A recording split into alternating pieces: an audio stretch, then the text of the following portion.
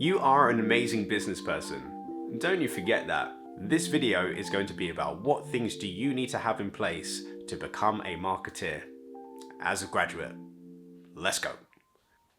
As always, we've got the green tea out.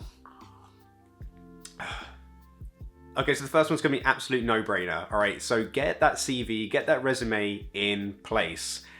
I know that a lot of you are going to be graduates who have just not got much experience, but do not worry. So your CV resume typically needs to be about 2 pages long. You can talk about projects that you've done at university. If you studied business or marketing at university, chances are you did group work, teamwork on projects, you led seminars, presentations. All of these things are skills. They're experiences that you have had. So draw them out and put them and map them out on your CV and resume.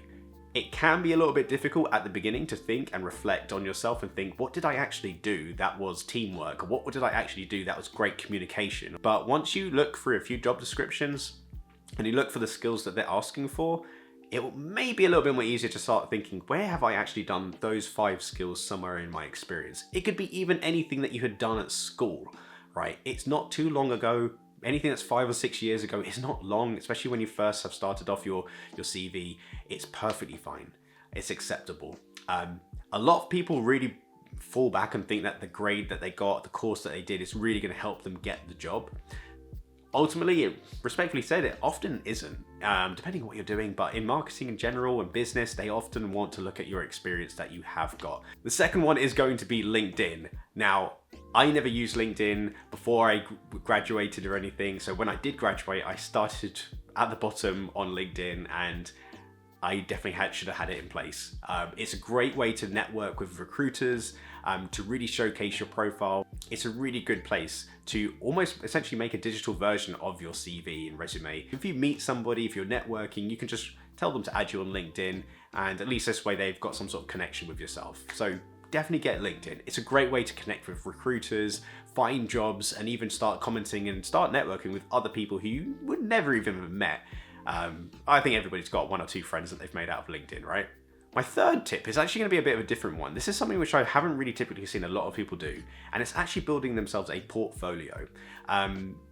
This is something which can be done in either a PowerPoint presentation, or you can make it, if you've got graphic design software such as Adobe, you can make it in InDesign. You can probably even make it in Canva or something. Just make something which is on a few different slides, 3 different pages that just showcases your experience. Now, you've just come from university, all the things that you've spoken and you talked about in your CV and resume, put it all into visuals, put it into statistics and numbers and big things, and put it all, even photos from projects that you've done at university. Or if you're at university now, make sure you take loads of photos of the projects and the teamworks and stuff that you're working on. Put it on your portfolio to show that this person is a human being. They are energetic, they're proactive, they're a great team worker. I can see this visually. When you do a job application these days, they do often sometimes say that you can upload additional files. That could be something which you can do, or if you're emailing somebody out of interest for work experience or something which you can attach alongside to an email.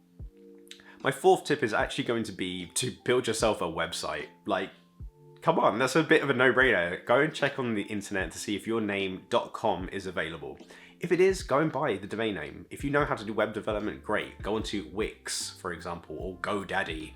When you're actually going to apply for a job, if you've got a website that you can even put down on your application, on your covering letter to say, hey, go and check out my website if you want for more information or something. If they actually go onto your website, they'll see everything there, your portfolio, the documentation, everything can be downloaded from there, your visuals, about me section. My 5th tip is actually going to be social media. Just make sure that your social media is in check. Let's put it that way.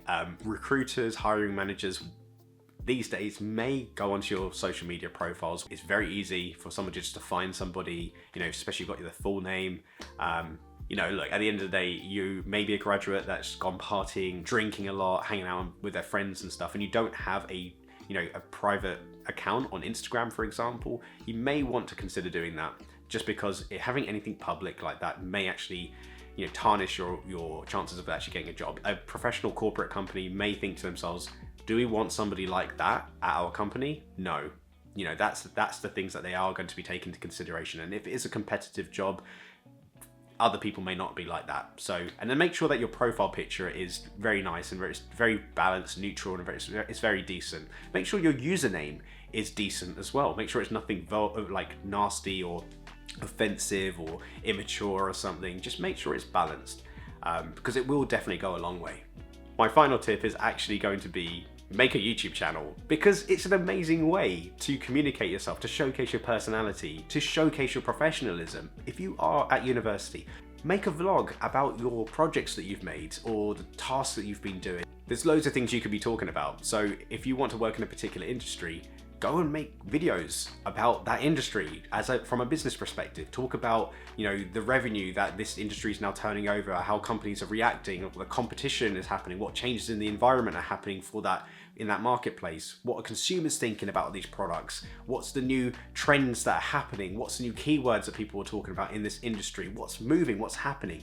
If you have a portfolio of those videos on your YouTube channel, you can literally say on a covering letter, this is my website, this is my portfolio, and this is my YouTube channel where all this information is here publicly available about me, and it showcases myself as an absolute professional. And if you go into an interview even, they will most likely even ask you and talk to you about these things. It will literally show to them an evidence that this person is so well equipped already, they're so knowledgeable, and they are on that level that's so much more higher than all the other candidates out there. Those are my 5 tips. If you found this video useful, please consider dropping a subscribe to the video, click on that like button, and if you've got any comments, if you've got any suggestions, if you didn't like the video, please don't click on the dislike button, just tell me what I did wrong, and I will definitely look to improve it, okay? If you've got any suggestions or any tips about what you would want to have in place before you go and start applying for jobs in marketing, please put them in the comment section below. DM me, let me know, let's have a conversation, get on a call with me, let's have a podcast chat, let's film some videos together. If you want to, I'm down for it. Anyway, before I go, I just want to remind you of something. You are an amazing business person, and don't you forget it.